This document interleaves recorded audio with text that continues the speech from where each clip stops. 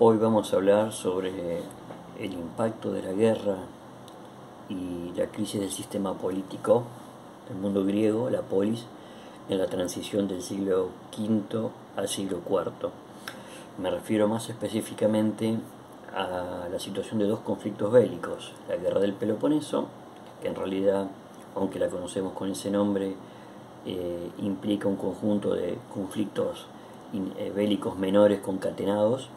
y por otro lado la guerra de Corinto. Es decir, que estamos hablando de un proceso histórico que aproximadamente va del 431 a.C.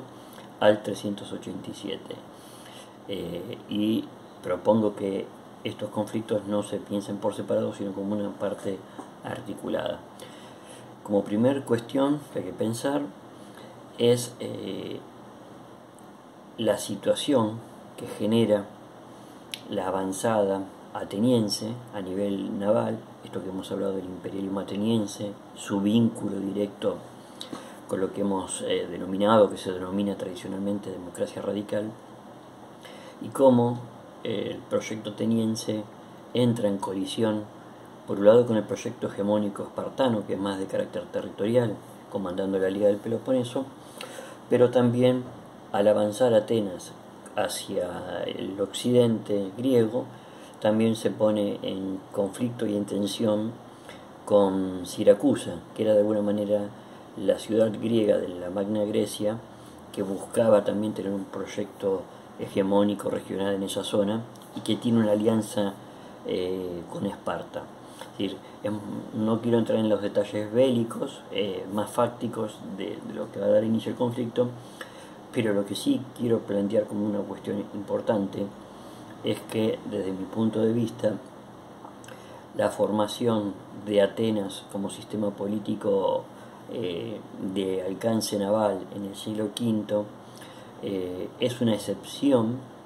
no es la regla del modelo político tradicional que veníamos viendo ya desde el periodo arcaico, concentrado en el trabajo de la tierra, en los conflictos bélicos que se defendían a través de la falange política a escala local, y que el impacto del imperio persa detrás de las guerras, luego de las guerras y detrás de las guerras médicas, no terminó ahí, sino que de alguna manera la formación de la Heliodélica o Ática fue una consecuencia de la misma. Entonces, la guerra, trasladada al espacio marítimo, convertido como un espacio político, algo que va a empezar a verse en los tratados, desestructuró el mundo griego, y como diría Raflau,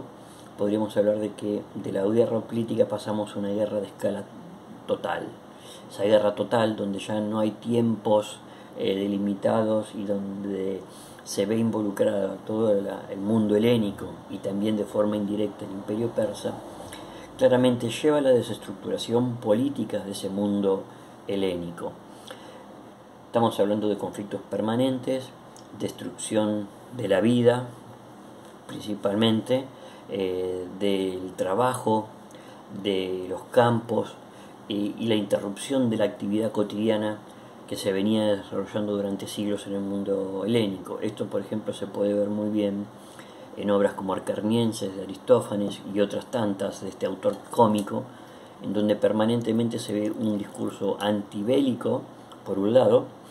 que representa tal vez de alguna manera a los sectores campesinos medios y acomodados, que se ven perjudicados muy fuertemente con el desarrollo de la guerra,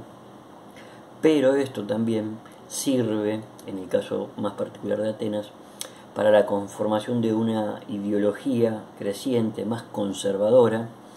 que plantea que el fenómeno de la democracia radical está vinculado a esta política agresiva, y que a su vez esta política agresiva se sostiene porque la misma es la que puede mantener a los sectores más pauperizados de Atenas y les permite el acceso a la ciudadanía. Es decir, que como una consecuencia política tanto del desastre de la guerra del Peloponeso como lo que va a ser su continuidad a través, con otras particularidades por supuesto, de la guerra de Corinto, lo que podemos ver en esto que también trabaja Gallego en relación a las ideas del filolaconismo, es la construcción y la avanzada frente al ideal democrático tradicional ateniense de formas y medidas más conservadoras al interior de Grecia, pero también hacia afuera. Esto es importante plantearlo. ¿Por qué? Porque podemos ver que el modelo político ateniense comienza a ser pensado, comienza a ser construido desde el punto de vista intelectual por los sectores dominantes como el producto que ha llevado a cabo toda esta desarticulación del mundo griego. Y esto viene ligado a la idea de que hay que reconstruir un ideal ciudadano más acotado, más similar a los tiempos de Solón y no a la experiencia política que generalmente se atribuye a la figura de Pericles. Entonces hay toda una transformación a nivel intelectual, político, que en un punto concreto podemos verlo en la revuelta oligárquica del 411 en Atenas, que se puede pensar como un golpe de Estado y que luego se vuelve atrás. Y en ese proceso de agotamiento político, la otra gran novedad que surge es que para poder Esparta vencer a los atenienses a nivel naval, necesita del apoyo del imperio persa a nivel logístico y económico. Y esto es otra variable que es importante tener en cuenta. Las consecuencias de estas guerras, tanto de Peloponeso en su última fase, la guerra de Celia, como de la guerra de Corinto, nos llevan a la paz del rey y a la posibilidad de que el imperio persa recupere injerencia 100 años después de las guerras médicas a través de financiar económicamente el soporte material militar de Esparta, para que sea Esparta quien ahora se comporte como hegemón bélico en el mundo helénico y sea también quien, a diferencia de Atenas, que exportaba sus democracias, entre comillas, diría Barceló, hacia las diferentes entidades políticas que estaban bajo su control en la Liga Delicuática, ahora Esparta busca la proyección de modelos más de carácter cerrado, conservadores y oligárquicos. Todos estos elementos, tanto la inicial propuesta expansiva ateniense como ahora la propuesta expansiva espartana sustentada por el imperio persa,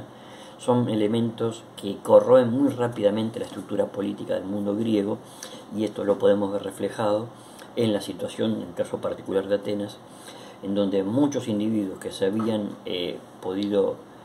liberar de la tutela de antiguos patrones o líderes o individuos ricos, ahora vuelven a caer en situaciones de dependencia de vínculos políticos, económicos. Esto no quiere decir que son esclavos, aclaro, pero se recuperan y se vuelven a fundar estas relaciones,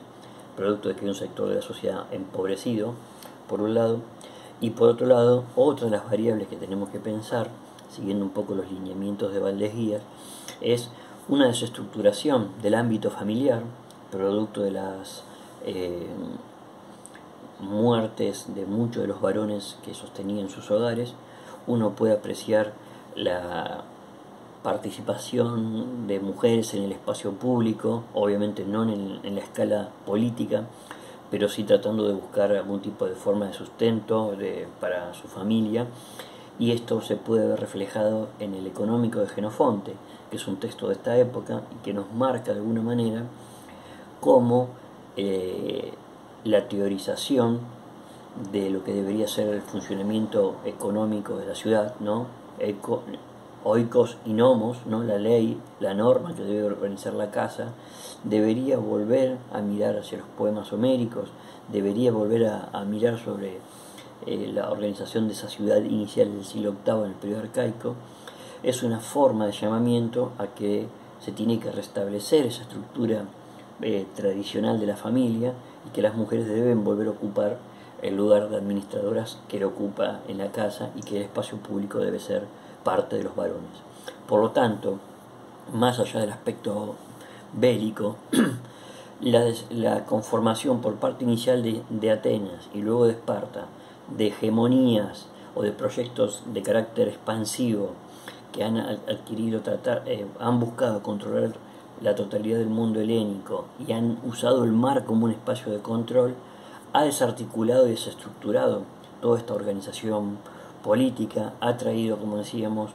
una crisis de los valores políticos democráticos tradicionales, una vuelta a valores idealizados del periodo arcaico, el resurgimiento de formas de pensamiento más oligárquico y conservador, por un lado; por otro lado, el regreso de formas políticas patronales, podríamos decir, más vinculadas con las políticas de los regalos por parte de los sectores ricos; la desarticulación de la ciudad como redistribuidora de elementos económicos y políticos para los sectores más desfavorecidos; y por supuesto la dislocación también en gran parte del sector campesino, de la familia. Y en este marco hay que pensar el alcance que pueden tener las mujeres para participar de la vida pública, y esto, un ejemplo interesante es el diálogo de Demóstenes en Contranera, ¿no? Entonces estamos frente a un mundo